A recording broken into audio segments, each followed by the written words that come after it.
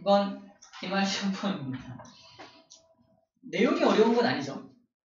사실 우리가 시험이 내용이 어려운 게 아니라 같은 내용인데 이상하게 문제를 만들죠. 그래서 그게 문제죠. 그래서 다양한 유형의 문제를 풀어봐야지만 우리 실제 시험에 대처할 수 있는 그게 이제 화학 문제들의 특징이라고 보면 될 것 같아요. 그래서 일단 내용이 중요하진 않지만 일단 이런 내용이 이제 앞으로 나올 거다라고 정리를 해야 되니까 정리를 하고 조금 빠르게 시험 대비로 들어가는 게 좋을 것 같아요. 6월 말부터 시험 볼 학교가 있어서 아마 6월 첫째 주부터는 또 시험 대비 들어가지 않을까 싶어요. 그래서 우리가 좀 빠르게 그때까지는 쭉 이런 내용들이 이번 시험 범위야 쭉 살펴보는 내용으로 한 2주 정도? 이번 주랑 한 다음 주 정도 진행할 것 같은데 그렇게? 그 다음부터는 바로 또 문제풀이 수업으로 들어가야 될 것 같아요. 기말은 좀 텀이 좀 적어. 기말 끝나고 나서 이제 그 다음 내용들을 좀 쭉 진도를 방학 때 뭐 얼마 되지 않아요. 방학 때 2주 되나? 방학 때 조금 빼주고 또 할 일이 많습니다. 선생님 이번 시험 하면서 느낀 점은 그래도 작년보다는 조금 더 좀 더 많은 대비를 해줄 수 있었다라는 생각이 좀 들었어요. 작년에는 어쨌든 선생님 혼자 하다 보니까 좀 못 해주는 부분들, 다 못 채워주는 부분도 있었는데 어쨌든 이번에는 화학 선생님이 한 분 더 계셔가지고 조금 더 수월하게 좀 또 많이 도와줄 수 있지 않았을까 생각하고요. 이번 기말부터는 또 선생님들이 더 오신다고 하니까 도와주겠다는 분들이 많아요. 여러분들 도와주겠다는 분들이 많아. 더 많이 도와주러 오신다고 하니까 그분들 많이 활용해서 여러분들이 작은 거라도 나한테 좀 걸림돌이 있다 해결해내야 됩니다. 그럼 해결하는데 선생님들을 적극 활용해주면 좋을 것 같아요. 선생님이 시험 전에 말했나 모르겠는데 우리가 고등학교 2학년 학생들한테는 아낌없는 지원을 하겠다 이런 얘기를 했어요. 쌤이 돈을 벌기 위해서 여러분들을 가르치는 게 아니다. 안심판이야죠. 웃겨. 그래서 최대한 쌤은 지원을 아끼지 않을 생각을 하고 있어요. 그래서 더 필요하면 1대1로라도 선생님들 이렇게 옆에 앉혀놓고 이렇게 수업을 받을 수 있을 정도까지도 지원할 생각이 있다. 이런 정도까지 쌤은 생각하고 있습니다. 물론 우리가 너무 모를 때는 그런데 우리는 일단 기본적인 어떤 실력이 있어서 그 다음 단계를 물어보고 문제풀이를 어떻게 빨리 하는지 이 문제를 풀 때 어떻게 식을 세워야 빠르게 문제를 풀 수 있는 이런 걸 더 많이 도움을 얻으면 좋겠어. 이번 파트는 근데 지난번 파트만큼 막 식을 세우고 막 무슨 비례식 계산을 하고 이런 게 없어. 대신에 기죽을 내나? 확률 게임을 해야 됩니다. 얘가 누구지? 우리 원소들 중에서 원소에 대한 설명 막 해. 얘는 이 주기에 속하며 원자가 전자가 몇 개냐 이런 소개를 막 합니다. 얘가 누군지 빨리 맞춰야 돼. 그리고 우리가 아직 배우지 않았던 홀전자수 이런 거. 이 녀석은 우리가 아는 정보를 안 주고 이 A라는 원소는 홀전자수가 2개다. 홀전자수 분의 원자수의 B가 3이다. 응? 이런 식으로 이 녀석에 대한 정보를 아리까리하게 막 주는 거지. 그것들을 다 분석해서 얘가 뭔지 정확히 맞춰내고 그 다음부터 이제 문제풀이가 시작되는 거. 확률이라고 표현하는 게 비례식 세워서 식 세우는 게 아니라 얘가 누구지? 이 정보를 분석하면 얘는 얘여야 하는데 이런 것들 빨리 찾아내는 거. 여기서 시간을 좀 많이 또 잡아먹힐 수 있으니까 그런 것만 조심해주면 이번에도 문제 없습니다. 그리고 이번 파트는 되게 논리적이야. 논리적이라는 게 저번에는 약간 수학적이었다면 이번에는 약간 논리적인 진짜 과학 같은 그런 파트라서 제대로 공부한다면 화학의 즐거움을 제대로 느낄 수 있는 파트예요. 화학을 좋아하는 친구들이 여기 때문에 좋아해요. 여기 파트 때문에 좋아해요. 되게 규칙적이에요. 엄청 규칙적인 어떤 그런 흐름이 있거든요. 그런 것들을 좀 느끼면서 공부를 해주면 좋을 것 같아요. 좋습니다. 오늘 할 거는 사실 그냥 나열된 정보들인데 흐름만 좀 알면 좋을 것 같아요. 흐름만. 흐름. 첫 번째, 원자의 구조. 일단 써보자. 이걸 쭉 써놓고 가야지 좋을 것 같아요.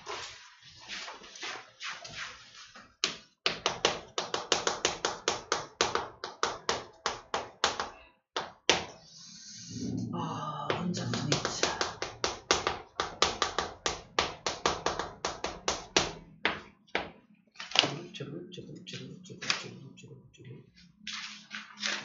원자의 구성.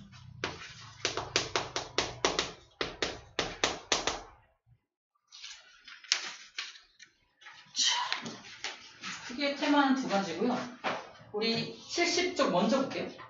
70쪽을 먼저 볼게요. 자, 흐름 강의 방식은 이렇습니다. 강의 방식은 원자는 이렇게 생겼어를 먼저 설명할 거야. 원자는 이렇게 생겼어. 원자를 구성하는 입자는 요거가 있어. 그치? 요거 안에는 요거가 또 있어요. 설명할 거야. 자, 원자. 우리가 알고 있는 원자는 안에 원자 핵이라는 게 있고 전자가 돌고 있는 거잖아. 얘 딱 보면 누구라고 말할 수 있어야 돼? 수소라고 말할 수 있어야 되죠. 그지? 그러면 헬륨은 어떻게 생겼냐? 헬륨은 원자 번호가 2번이니까 양성자가 2마리 있어야 되죠. 그리고 전기적으로 중성이어야 하니까 전자도 2마리가 돌고 있어야 됩니다. 이게 원자의 구조야. 원자는 기본적으로 전기적으로 항상 중성 상태여야 하니까 양성자 수와 전자의 수가 같아야 돼요. 지금 내가 말하고 있는 건 진리야. 변하지 않는 거. 변하지 않는 거. 그래서 원자의 구조는 이렇게 생겼어라고 못을 박아줄 거야. 못을 박아놓고 거꾸로 돌아가서 이 입자 하나하나가 발견된 과정을 쭉 볼 거라고요. 그 흐름으로 오늘 수업이 진행될 거예요. 자, 기본적으로 원자는 중성이다. 그래서 양성자 수와 전자 수가 같아야 한다. 그러니까 양성자라고 불러죠. 양의 성질을 띤 입자 양성자, 얘는 전자라고 불러줍니다. 자, 양성자가 2개 있으니까 전자도 2개 있어야 돼. 근데 문제는 뭐냐면 양성자와 양성자가 가운데 붙어 있을 수 있느냐? 어렵습니다. 왜냐면 플러스는 서로 밀어내려는 성질을 가지고 있기 때문에 서로 밀어내지 않게 하기 위해서 필요한 입자가 요딴 식으로 생긴 입자입니다. 중성 상태 입자가 약간 이렇게 붙어가지고 서로 밀어내지 않고 잘 달라붙게 만들어준 입자, 이게 중성자라고 생각하면 돼요. 중성자. 근데 양성자, 중성자를 합쳐서 부르는 말이 있죠. 이게 바로 뭐야? 원자의 핵이라고 불러주는 거죠. 원자의 핵. 원자 핵은 그래서 양성자와 중성자로 이루어져 있다라고 하는 겁니다. 근데 양성자 2개, 중성자 2개라서 이거 각각의 질량을 1이라고 본다면 전체 질량은 4가 돼요. 얘네들의 질량이 1이라면 전자의 질량은 1837분의 1이라서 무시합니다. 전자의 질량은 무시하고 원자의 질량을 말해봐라 그러면 얘는 무시하고 이 원자 핵을 구성하는 입자의 질량만 말하면 돼요. 즉 양성자의 개수하고 중성자의 개수가 질량과 비례하게 됩니다. 이걸 뭐라고 불러주냐면 질량수라고 해서 왼쪽 위에다가 써주게 됩니다. 여기 숫자 그래서 양성자 수와 중성자 수를 더한 질량수라고 불러줍니다. 양성자 수와 중성자 수를 더했기 때문에 질량수라고 표현하고 질량수는 실제 질량은 아니죠. 실제 질량은 아닌 거야. 상대적인 질량을 수로 표현한 겁니다. 그래서 질량수를 알고 양성자의 개수에 해당하는 원자 번호를 알고 있다면 중성자가 몇 개인지도 알 수 있다 없다? 알 수 있다. 여기서 이거를 빼면 되겠죠. 대표적인 예로 우라늄 같은 경우가 원자 번호가 92번인데 질량수가 235야. 빼면은 중성자가 몇 개인지 알 수가 있겠네. 143개 나오죠. 92번은 양성자 92개죠. 중성자는 143개 필요하다는 얘기거든. 헬륨은 어때요? 양성자 2개, 중성자 2개잖아. 느낌 오는 거 없어? 원자 번호가 커지면 커질수록 양성자, 중성자가 1대1로 들어가다가 원자 번호가 더 많아지면 중성자가 조금씩 더 필요하구나. 최대 1.5배까지 증가합니다. 무슨 말인지 이해돼요? 그래서 92하고 143이니까 그죠? 92 양성자, 중성자 수가 똑같았다면 질량수가 184가 되어야지. 235까지 간다는 건 중성자가 조금씩 더 많이 필요한 거야. 쉽게 예를 들면 나트륨 같은 경우가 원자 번호가 11번이잖아. 근데 질량수가 23이다? 뭔 소리야? 양성자 11개인데 중성자가 12개란 뜻이거든. 이때부터 중성자 수가 조금씩 늘어나기 시작하는 거야. 왜? 안정화시키려면 양성자끼리 서로 밀어내는 걸 안정화시키려면 중성자가 조금씩 더 필요한가 보다 생각하면 됩니다. 중성자 수가 조금씩 더 필요하게 되고 최대 1.5배까지 증가하게 돼요. 자, 질량수 개념을 소개했습니다. 자, 이렇게 원자의 구조를 얘기하고 있고요. 이 원자를 구성하는 입자 하나를 어떻게 발견하게 되었는지를 거꾸로 갈 거예요. 가기 전에 방금 얘기했던 것들을 간단하게 말을 하면은 전하량, 절대적인 전하량과 상대적 전하량 얘기하고 있어요. 원자 핵을 구성하는 양성자의 전하량 플러스 1이잖아. 중성자는 0이죠. 네, 실제 전하량은 외우지 않아도 됩니다. 1.602 곱하기 10의 19승 쿨롱이라고 되어 있어요. 저만큼을 플러스 1이라고 불러주는구나. 근데 여기 마이너스 1 보이죠? 완벽하게 반대인 거 보이나요? 그래서 딱 중성이 되는 거야. 완벽하게 마이너스. 그래서 마이너스 1.602 곱하기 10의 19승이 마이너스 1이라는 전하량의 실제 전하량을 의미합니다.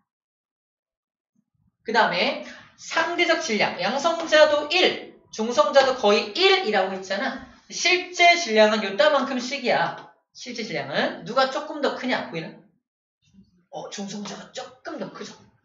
우리 옛날에 1학년 때 빅뱅 할 때 배웠던 건데 중성자가 조금 더 질량이 많이 나가서 양성자가 중성자로 변화되려면 질량을 더 붙여야 돼. 그래서 에너지가 더 많이 필요하고 막 그랬었어요. 그래서 중성자가 좀 더 무거워서 좀 더 많이 나가서 이름이 중성 상태 입자인데 쌤이 암기법으로 약간 무거울 중이라고 생각하자. 그래서 중성자가 조금 더 무겁다라고 생각하면 됩니다. 전자의 질량은 1837분의 1이라고 써있죠. 무시하면 됩니다. 무시할 정도로 너무너무 작다. 무시를 2번 하면 무시무시한 거야. 이런 분위기 자꾸 만들 거야? 무시무시한. 나 무시해? 드렸습니다. 이거 그래서 상대적 전하량과 절대 전하량을 소개하는 건 우리가 지금 배우고 있는 플러스 1, 마이너스 1이 절대적인 전하량이나 절대적인 질량이 아니야 라고 그냥 얘기해주고 있는 거예요. 됐습니다. 원자 번호는 양성자의 개수 맞죠? 예를 들어서 헬륨은 원자 번호가 2번이야. 양성자가 2개란 뜻이기도 하지만 뭐가 또 2개란 뜻이기도 해? 전자가 또 2개란 뜻이기도 하잖아. 왜? 중성 상태여야 하니까. 그래서 전자의 수, 양성자 수이기도 한 겁니다. 질량수는 그 양성자 수와 중성자 수를 더한 것을 질량수라고 불러준다는 거 알고 있는 내용입니다.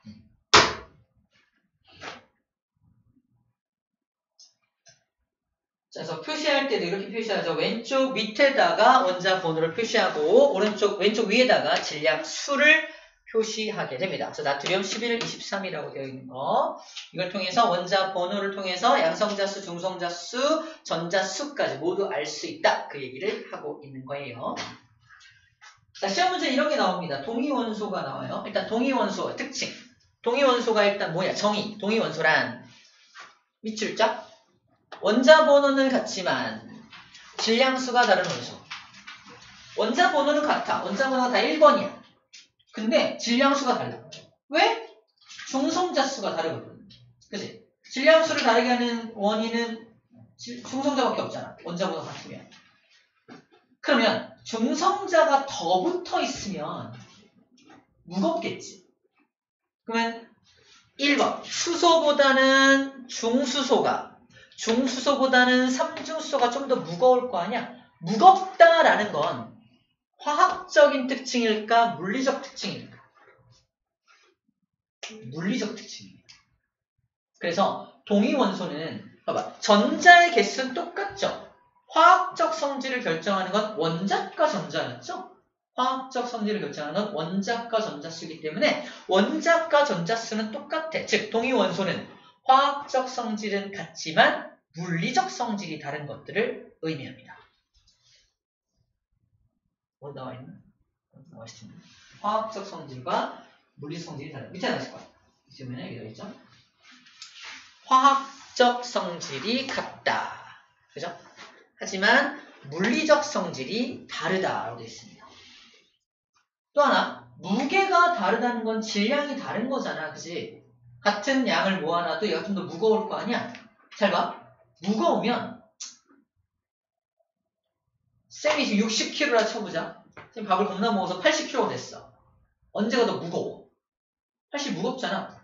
무겁다는 건 질량이 많이 나가면 무거워지죠. 질량과 무게는 비례한다. 무게는 왜 발생하냐? 중력 때문에 발생하잖아. 다시 말해서 질량이 큰 물질은 중력의 영향을 더 많이 받아. 서로 잡아당기는 힘이 중력이죠. 그래서 물질도 A라는 물질과 B라는 물질이 있는데 B라는 물질이 더 무거운 물질들이 모여있어. 서로 더 세게 잡아당기는 뜻이야. 그러므로 A라는 물질이 이렇게 모여서 얘를 끓일 거야. 끓일 때 얘가 60도면 끓어. 얘는 이따만한 물질 4마리가 뭉쳐져 있네. 서로 잡아당기 인력이 엄청 세다는 얘기야. 얘를 끓여서 분자 간의 거리를 멀게 하려면 좀 더 많은 에너지가 필요하다. 100도씨가 필요하겠네. 그래서 분자량이 크면, 즉 더 무거우면 그만큼 끓는 점, 녹는 점도 함께 증가합니다. 그러므로 끓는 점, 녹는 점도 물리적 특징이야, 화학적 특징이야? 여기선 물리적 특징이라고 구분하고 있어요. 완전 헷갈리죠? 끓는 점이?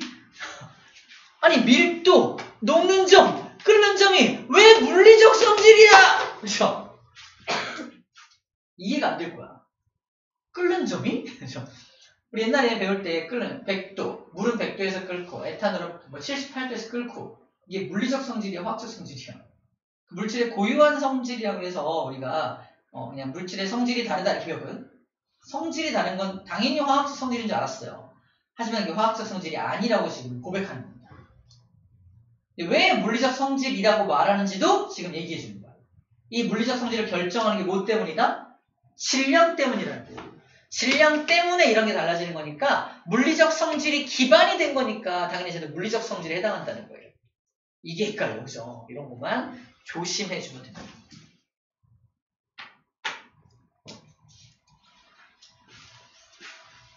자, 수소, 중수소, 삼중수소, 기호로 얘는 수소 H라고 표현하고 얘는 중수소라서 좀 더 무겁잖아. 그래서 여기 나왔듯이 중수소를 듀티리움 이렇게 불러주는데 쌤은 그냥 더블이다. 더블. 두 개 더블 D라고 표현해요. 트리튬, 트리플 그죠? 이렇게 표현합니다. 그래서 물을 저수, 첫 번째 수소를 가지고 만든 물이 우리가 알고 있는 H2O예요. 두 번째 이 중수소를 가지고도 물을 만들 수 있겠지. 그걸 D2O라고 불러줍니다. 그거를 다시 말해 중수라고 해요. 중수. 삼중수소는 자연계에 존재하지 않아. 어딨지? 여기 있다. 자연계에 존재하지 않는 거 체크하세요. 삼중수소는 자연계에 존재하지 않습니다. 사람들이 인공적으로 그냥 실험적으로 만들어낸 거라서 존재 비율이 없어. 그래서 저거 가지고 물을 만들 이유도 없겠죠. 그래서 물을 저거 가지고 만들지는 않습니다. 만약에 그렇게 만든 물이 있다면 T2O가 되겠죠. 그죠? T2O. T2O라는 물질이 있을 수 있다 없다? 있을 수 있다. 그냥 물이다. 어떤 수소를 가지고 만들었냐에 대해서 다르다 라고 말하고 있는 거야. 얘는 그래서 H2O는 그래서 이렇게 구분한다면 얘는 경수라고 해요. 경수. 경수는 가벼운 물, 중수는 무거운 물입니다. 세상에서 제일 무거운 물은 성수예요. 성수가 누군지 알아요? 나. 엄청 무거워요. 60kg이네. 오늘 분위기 안 좋아서 나 위생 아무튼 연필 던지지 말고 지금 던지는 소리 더 들려. 경수, 중수, 성수 빼자. 성수까지 소개하는 시간이었습니다. 그래서 D, H, T 이런 것들이 여기서 원래 나온 말인데 저는 그냥 H, 수소, 더블, 트리플 이런 식으로 그냥 외워도 이거 영어 단어 몰라도 됩니다. 자, 그 다음에 이제 시험 문제 나오는 거는 평균 원자량이 나옵니다. 평균 원자량. 자, 평균 원자량은 이렇게 요 표를 줘요. 여기서는 지금 염소의 평균 원자량을 구하고 있잖아. 자, 35짜리 질량수를 가진 염소와 37짜리 질량수를 가진 염소가 자연계의 75대 24의 비율을 존재합니다. 그러면 일단 기본적으로 평균을 내면 35하고 37의 평균은 36이죠. 36일까? 아니겠죠? 자연계에 존재하는 비율이 높은 쪽으로 치우칠 거 아니야? 그러면 35에 가까워질까? 37에 가까워질까? 35에 가까워지겠지. 그 정도만 알아도 풀 수 있는 문제가 나와요. 정확히 구해내지 않더라도 질량수는 36보다 작다. 평균 원자량은 36보다 작다. 36보다 크다. 구분할 수 있죠? 작겠네. 그죠? 작겠네. 이거 모두 알 수 있다는 겁니다. 정확히 구해내는 방법은 자연계의 존재 비율. 이게 퍼센트잖아. 100이라는 전제를 깔고, 즉 100분의, 그죠? 어렵게 나왔는데 100분의를 깔고 이 녀석 원자량이 75.76%를 차지하고 이 원자량이 24.24%를 차지한다는 걸 이용해서 전체 35.5라는 비율을 알아내게 됩니다. 36보다 작은 거 확인했죠. 자연계의 존재 비율을 고려하게 됩니다. 이 존재 비율만 이렇게 딱 자료 주고서 구하라 그러면 너무너무 쉬운데 아까 확률에 대한 내용을 얘기하는 거죠. 확률. 그래서 이제 시험 문제를 풀면서 그때 얘기해 줄게요. 어떻게 이것을 또 우리에게 수학적으로 우리에게 뭔가를 요구하는지 그때 문제를 보고서 얘기를 해주도록 할게요. 지금 미리 겁먹게 하진 않을게요. 뭐 쉽잖아. 지금은 쉽잖아. 이거를 이제 문제화 시키면은 또 이게 엄청 어렵게 나옵니다. 하지만 원리는 되게 간단하기 때문에 한 문제 정도만 잘 풀어내면 어렵지 않게 또 할 수 있어요. 됐습니다. 이렇게 넘어가면 되겠어요. 각각의 존재 비율을 고려해서 평균 원자량을 구해내는 문항까지 정리하면 됐습니다. 그럼 아마 72쪽에 문제는 다 풀려 있을 거예요. 그죠? 안 푼 사람도 있겠지만 거의 다 풀려 있어서 쌤이 설명을 다 끝낸 다음에 다시 한번 문제를 풀 수 있게 다시 한번 문제를 줄게요. 복습할 수 있게. 우리는 다시 앞으로 갑시다. 쭉 넘어가서 앞에 원자 구성 입자로 갑시다.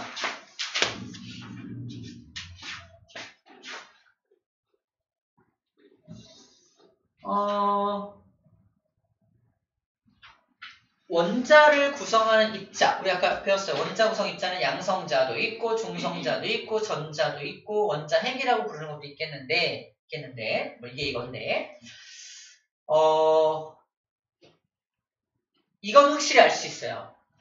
얘는 전기적인 특징을 가진 것들이 있잖아. 마이너스 전기를 띠고 있고 얘는 플러스 막 전기를 띠고 있잖아. 전기적 특징을 가진 것들은 상대적으로 빨리 발견이 돼요. 그렇다면 가장 늦게 발견될 수밖에 없는 건 누구겠어? 중성자입니다. 중성자는 전기적 특징이 없기 때문에 가장 늦게 발견되었겠죠. 발견된 순서도 시험 문제예요. 어떤 걸 제일 먼저 발견했냐? 1반은 누구다? 전자입니다.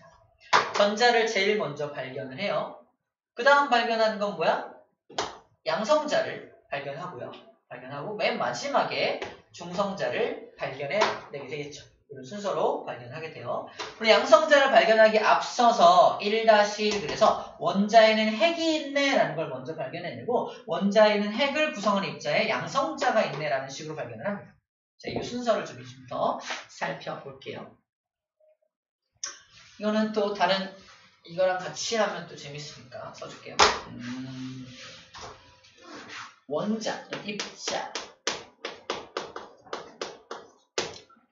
제일 먼저 입자에 대해서 말한 사람은 돌턴이에요. 돌턴이라는 사람이고 돌턴은 세상에 있는 모든 물질을 막 쪼개면 더 이상 쪼갤 수 없는 입자가 나온다. 그걸 뭐라고 불렀다? 원자, 에이텀이라고 불렀다. 원자. 돌턴이 제시한 원자의 모형입니다. 원자의 모형. 그냥 중성 상태에 더 이상 쪼개지지 않는 입자. 세상의 모든 물질은 요 원자로 구성되어 있다. 이 안에 뭐가 있는지는 몰랐고 이게 하나의 입자인 줄 알았어요. 그죠? 돌턴이 당대의 가장 유명한 과학자였습니다. 돌턴이 맞다는 전제하에 그 다음 과학자가 실험을 한 거죠. 그 다음 과학자 이름이 뭐다? 톰슨이야. 톰슨이 돌턴이라는 그 위대한 과학자의 이론이 맞다는 전제하에 음극선 실험을 합니다. 음극선이 뭐냐면 봐봐. 그때는요. 돌턴의 이론밖에 없는 시절이라고 상상해야 돼. 여기 금속판이야. 두 개의 금속판이니까 금속판들도 다 원자들로 구성되어 있을 거 아니야? 중성상태의 원자들로 구성되어 있겠네. 거기다가 마이너스 극을 걸고요. 여기는 플러스 극을 걸어주는 거야. 아주 강한 전압을 딱 걸어줍니다. 그때 뭔가 마이너스 극에서 뭔가 팡 튀어나와서 플러스 쪽을 향해서 지나가고 있는 거야. 음극에서 나오는 선이라 그래서 음극선이라고 일단 이름을 붙였어. 당시에는 이거밖에 없는 시절이었으니까 당연히 튀어나온 게 이 금속판을 구성하고 있는 원자가 강한 전압 때문에 튀어나왔나 보다. 그죠? 원자가 튀어나왔나 보다 라고 생각했다고. 원자는 전기적으로 항상 중성 상태일 테니까 얘는 다른 거에 영향을 받을 수가 없겠지. 근데 이상한 실험을 추가로 했는데 이상한 일이 발생을 하게 돼요. 일단 첫 번째는 이겁니다. 자석을 갖다 댔더니 음극선이 휘어요. 아니 중성 상태 입자는 자석에 끌려갈 이유가 있나요? 없겠죠? 이상하다. 혹시나 해서 이 실험을 추가적으로 합니다. 이 녀석이 혹시 전기를 띠고 있는 거 아니야? 중성이면 이럴 수가 없는데. 그래서 위에다가 마이너스를 걸고 아래 플러스를 건 다음에 음극선을 쏩니다. 쐈더니 어디로 휘었어? 플러스 방향으로 휘었단 말이야. 얘는 마이너스 전기를 띠고 있다는 거예요. 중성이었다면 직진했겠지. 그죠? 마이너스 전기 띠는 입자, 마이너스 전기를 띠는 입자가 발견됩니다. 또는 원자가 아니라면 음극에서 튀어나온 이 강한 고전압 때문에 빛이 튀어나온 거 아닐까? 그죠? 원자가 아니라면 빛일 수 있어. 빛. 근데 빛은 이렇게 휘어질 수 없잖아. 빛은 아니라는 증거이기도 하고 원자가 아니라는 증거이기도 한 거야. 또 세 번째 이거 봐봐. 이게 빛이라면 바람개비를 앞에 설치하고 음극선을 쐈더니 바람개비가 돌아갔다 안 돌아갔다? 돌아가거든요. 빛이라면 돌아가게 할 수 없겠지. 그지? 어떤 질량을 가진 입자구나 라는 거 알아내고요. 직진한다는 건 그림자가 생기는 걸 통해서 직진하는 성질을 가진다. 그럼 빛의 성질도 이거 똑같죠? 직진하는 성질을 가지고 있으며 질량을 가지고 있으며 마이너스 전기를 띤 입자를 발견하게 됩니다. 음극선 실험으로. 그래서 이 원자를 구성하는 입자에는 마이너스를 띤 질량을 가진 입자, 바로 전자라는 것이 존재한다라는 것을 발견하고 발표를 하게 되는 거야. 톰슨이 제시한 원자 모형은 돌턴님이 좀 틀린 것 같아요. 전체적으로 중성은 맞지만 여기에 마이너스 입자가 군데군데 박혀 있고 플러스가 바탕에 이렇게 너덜너덜 퍼져 있는 모습이 맞습니다. 그래서 강하게 전압을 빡 걸면 여기는 전자들이 튀어나와서 방금과 같은 실험이 가능하게 하는 겁니다. 라고 제시를 해요. 이 모형을 이건 공 모형이라고 하고요. 이 모형은 전자 바다 모형. 전자가 바다에 이렇게 떠다니는 모양, 전자 바다 모형이라고 불러줘요. 다른 말로는 푸딩 모형이라고도 불러줍니다. 그래서 그동안 이 모형인 줄 알았는데 톰슨의 이 음극선 실험을 통해서 원자를 구성하는 입자 중에 전자가 있다는 것을 최초로 알아내게 되어 전자를 최초로 발견하게 됩니다. 당시에서 톰슨이 굉장히 유명한 과학자가 되어서 제자들이 구름대처럼 모여들게 됩니다. 그 제자들 중에 위대한 또는 천재 과학자가 등장을 하였으니 그 사람의 이름이 바로 러더퍼드예요. 러더퍼드라는 사람이 등장합니다. 물론 자신의 스승 톰슨의 이론이 맞다는 전제하에 실험을 설계하겠죠. 러더퍼드가 설계한 실험은 바로 이겁니다. 이 실험이에요. 금을 아주 얇게 만들어. 금을 얇게 만들어서 거기다가 알파 입자를 씁니다. 기억할 건 알파 입자의 정체입니다. 알파 입자란 헬륨 원자 핵이에요. 헬륨 원자의 핵이기 때문에 우리가 알고 있죠. 플러스 2개, 중성자 2개로 되어 있어서 무려 질량수가 4짜리이면서 플러스 전기를 띠고 있는 입자를 빵 쏩니다. 금박에다가 빵 쏘면은 예상하기로 전부 다 뚫고 지나갈 거로 예상을 해요. 예상값을 먼저 볼게요. 자, 이게 예상값입니다. 전자가 너덜너덜 퍼져 있고 플러스도 너덜너덜 퍼져 있으니까 아주 강력한 플러스를 빵 쏘면은 이 정도 플러스가 막는 것. 플러스처럼 밀어내잖아. 근데 저렇게 퍼져 있는 플러스들이 얘를 막을 수 있을까? 못 막아. 그냥 뚫고 지나갈 거야. 그래서 다 뚫고 지나갈 거로 예상을 한 거야. 러더퍼드가 자기 편지에다가 이런 말 썼다고 그랬죠? 내가 지금부터 종이에다가 대포를 쏠 거야. 다 뚫고 지나갈 거로 예상이 돼. 그다음에 실제 실험 결과가 어땠다고요? 이렇게 됩니다. 실제 실험 결과야. 다 뚫고 지나갈 거로 예상했는데 대부분 뚫고 지나갔는데 특정한 방향, 특정한 가운데 쪽으로 쐈을 때는 이게 뚫고 지나가지 못하고 강하게 꺾이거나 반대로 튕겨 나오게 됩니다. 편지를 응용하자면 종이에다가 대포를 쐈는데 반대로 튕겨 나오는 거야. 어마어마한 일이 발생했다라고 이제 고백을 했죠. 자, 그게 왜 그런가 봤더니 특정한 방향, 가운데 방향으로 쐈을 때만 그런 일이 발생하는 걸로 봐서 플러스가 너덜너덜 퍼져 있는 것이 아니라 가운데 뭉쳐있구나라는 사실을 알게 됩니다. 즉, 러더퍼드가 이 실험을 통해서 알게 된 게 뭐다? 원자에는 뭐가 있다? 핵이 있다. 원자 핵을 발견합니다. 원자 핵을 발견하는 사건이에요. 자, 사건의 이름도, 이 실험의 이름도 알아야 돼. 이거는 음극선 실험이고요. 음극선 실험을 통해서 전자를 발견했고요. 원자 핵을 발견한 건 이걸 알파 입자를 쏴서 산란되는 실험, 알파 입자 산란 실험이라고 불러줍니다. 알파 입자 산란 실험. 모형을 바꾸죠. 그래서 야, 플러스가 퍼져 있는 게 아니라 전자는 여기를 돌고 있고 플러스는 가운데 뭉쳐져 있어. 우리가 알고 있는 모양과 매우 흡사해지고 있죠. 그래서 이거를 궤도 모양, 또는 행성 모형이라고 불러줍니다. 행성 모형, 궤도 모형이라고 불러주게 돼요.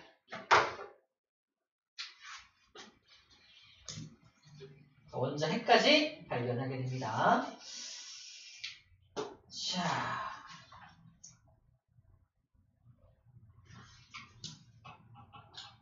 자, 그 다음은 조금 다른 얘기를 할 건데, 우리 양성자를 발견하게 된 건 시간을 좀 거슬러 올라갑니다. 잘 봐. 우리 시간 흐름을 잘 봐야 되는데, 제일 먼저 전자를 발견한 연도를 봐봐. 언제야? 전자 발견한 게 1897년이야. 써볼게. 이게 1897년이거든? 러더퍼드가 원자 핵을 발견한 건 언제예요? 1911년이죠.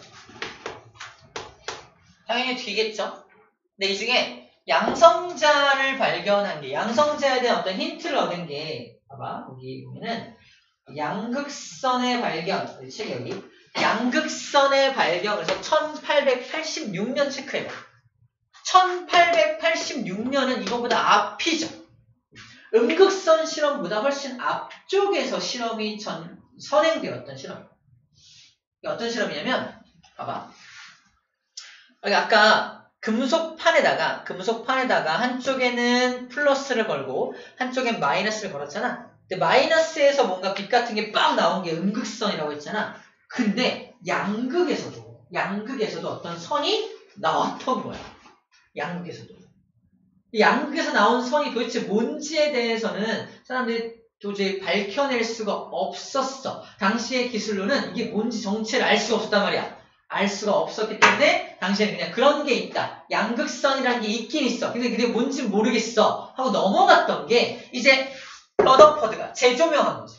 양극선의 정체는 바로 이겁니다. 라고 말해준 겁니다. 자, 양극선을 발견하려면 이렇게 실험해야 돼. 체크할 게 뭐냐면 바로 수소기체를 집어넣고 실험을 해야 됩니다.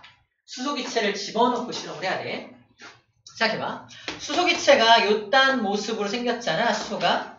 근데 강한 전압을 걸면 이 자식이 이탈돼요. 에너지가 많아지면 전자가 여기를 돌지 못하고 에너지가 많아지니까 플러스가 자기를 잡아당기는 힘을 이기고 도망가 버린단 말이야. 이온화돼 버려. 다시 말해서 이 안에 뭐가 존재한다? 플러스 이온과 전자가 따로 움직이고 있는 모습을 상상해 주는 거예요. 그 상태에서 양극판에 플러스를 걸면요. 플러스 걸면 어떻게 돼요?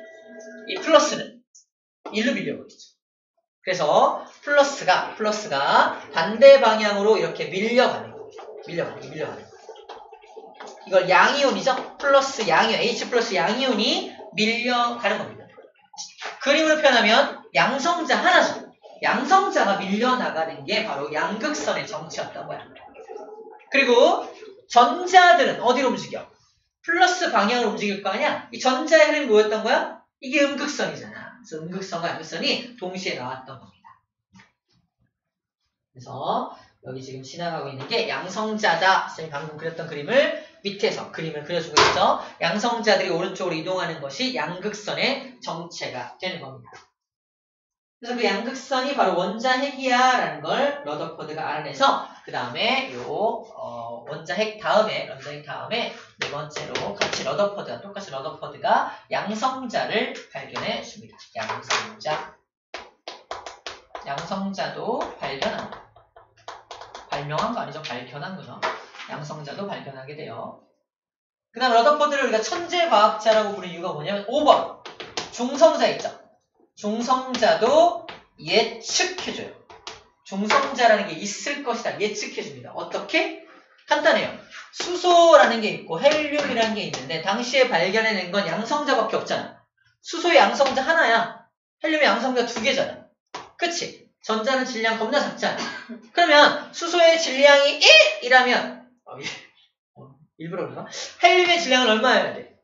2여야 돼. 그치? 실제로 재봤더니 얼마야? 이렇게 4야. 그치? 이상하죠? 전기는 뛰지 않고 질량만 차지하고 있는 뭔가가 있어야만 해. 이 실험 결과가 성립하려면. 중성자를 예측까지만 하고 아마 전쟁터로 끌려가서 죽는 걸 알고 있어요. 여기 안 나와? 지금 나오는데 전쟁의 자원 하나 그래요. 그래서 다 중성자까지 발견하지 못하는데 마지막에 1932년에 이제 중성자를 체드윅이라고 하는 러시아 과학자가 알파 입자 충돌 실험, 베릴륨 알파 입자 충돌 실험을 통해서 알아내게 됩니다. 이런 흐름만 알고 있으면 되겠어요. 양성자 발견한 건 1919년이고요. 아마 그와 동시에 아마 중성자도 예측했을 거예요. 32년에 33년? 20년? 29년. 13년 걸렸네요. 13년 후에 중성자를 발견하게 됐네요. 여기까지가 원자의 구조에 대한 내용 전체입니다. 기본 개념을 정리하는 게 의미가 있을까 모르겠지만 그래도 기본은 중요하니까 이미 한 번 더 문제를 풀 수 있도록 뽑아다 줄게요. 자, 잠깐 릴렉스 봅시다.